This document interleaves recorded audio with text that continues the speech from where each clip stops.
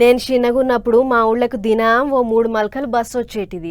పొద్దుటీలో మల్క, పైటీలో మల్క, సందకాడో మల్క వచ్చేటిది. పొద్దుటీల పొల్లగాండ్లు బళ్ళకి పోయేటాళ్లకు, మళ్ళా 4ంటికి బడి ఇడిచిపెట్టి పొల్లగాండ్లు ఇంటికి వచ్చేటాళ్లకు బస్సు వచ్చేటిది.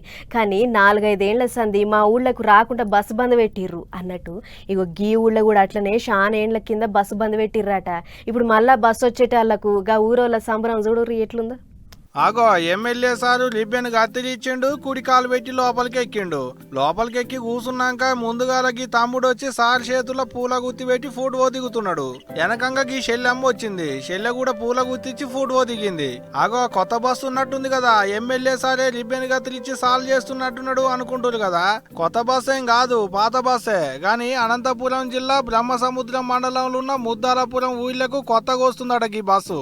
అందుకనే ఇగో ఇట్లా గీ బస్సుకు కొబ్బరి మాటలు కట్టేరు, పూలదండలేసి ముద్దుగా సింగాలిచ్చారు. ఏం తక్కువ 20 ఏండ్లు అయిందట గా ఊళ్ళకు బస్సు రాక.